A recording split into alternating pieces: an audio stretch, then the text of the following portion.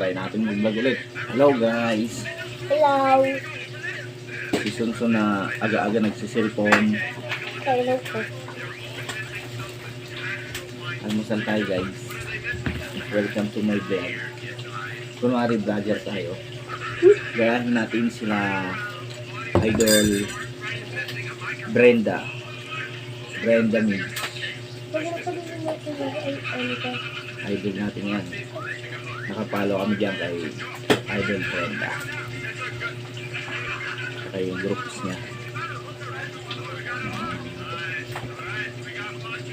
Hello. Ito si Butongtong ko. Kakagaling lang sa eskwela. Sa school. Wala silang practice ngayon. Kaya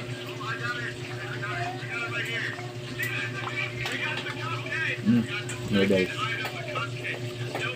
Ang noodles guys.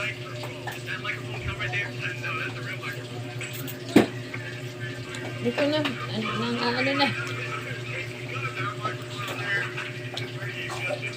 Ano to na yun? Tumatalsik. Mamaya, ano naman tayo, pupunta naman ako ng hospital guys. Kasi sa anak kong nahigipasan nila sila. Buntis ate ko, guys. Kakatiran ko ng ano. Up.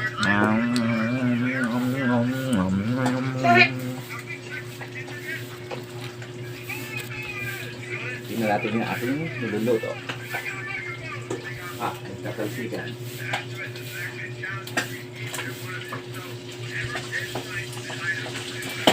Right.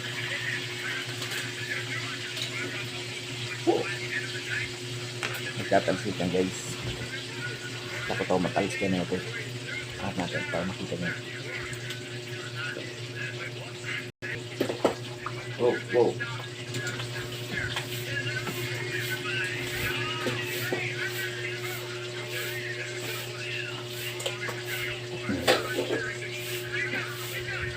Kasi kaso ko ng panghatid sa ano ko. Anak. Nakatira namin ng ano kasi dun sa hospital. Kailangan lagi may sabaw yung ulam niya kasi alpaca baby siya ng mga baby. So, kahit anong ano natin. Basta may sabaw. All good na.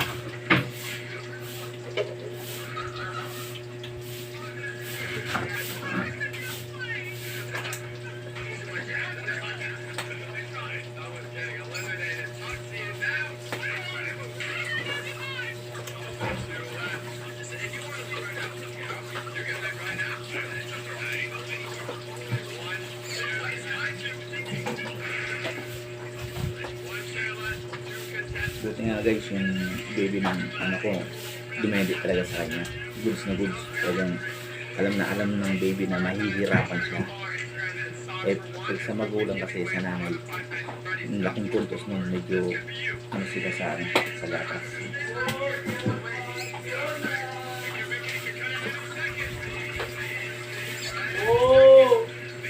Yung mga anak ko kasi puro ano yun, yung timpla sa bote. Ayaw sa nanay.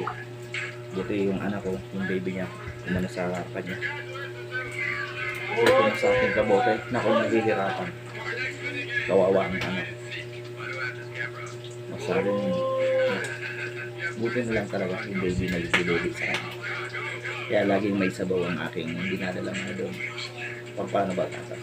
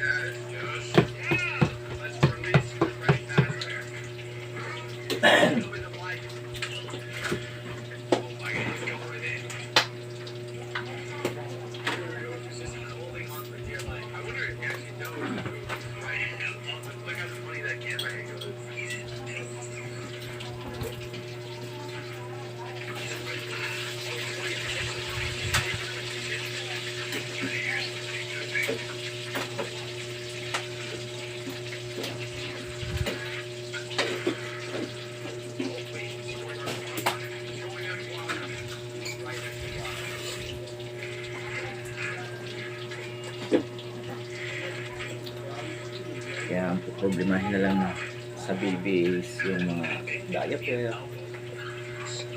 vitamins, ganyan. Patayin na lang ako guys. Buti na lang talaga guys kahit paano yung baby mamusahan na dumidete.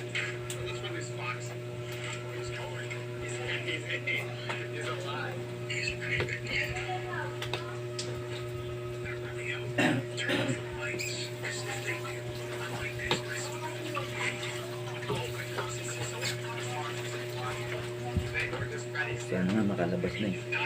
Kasi kailangan ko na makapagtrabaho guys. Zero bahay na din ako. Hindi ako makapag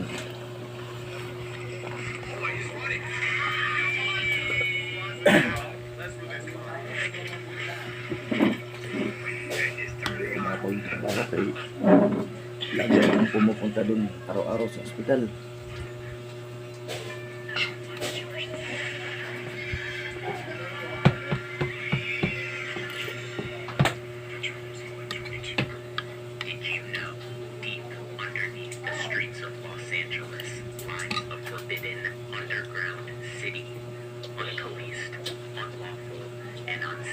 Ang buli ko tong ay ang buli ko tong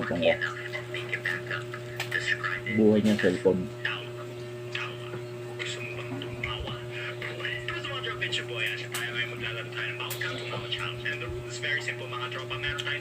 Ayan.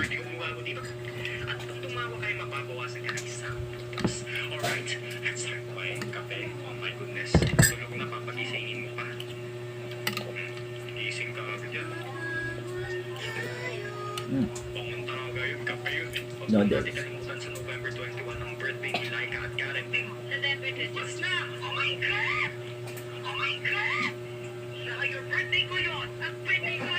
Ilang minutes na?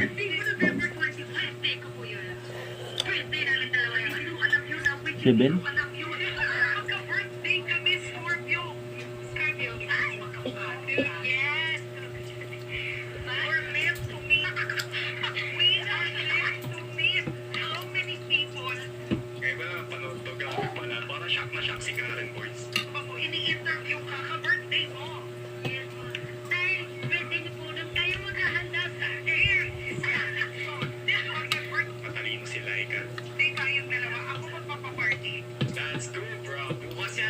Don't forget. Busin niyo yan. Nakatuto ka na naman dyan sa cellphone.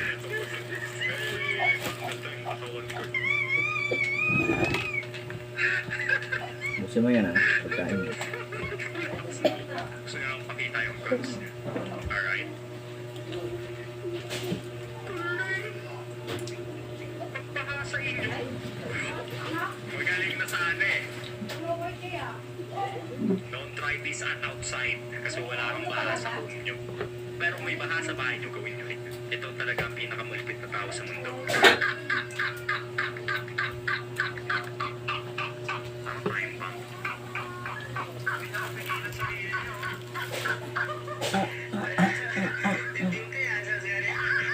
Ulit ng tawa niya na. Ulit ng pinapanood ako. Outside kasi wala kang baha sa home nyo. Pero kung may baha sa bahay nyo, gawin nyo rin. Ito talaga ang pinakamalupit na tao sa mundo.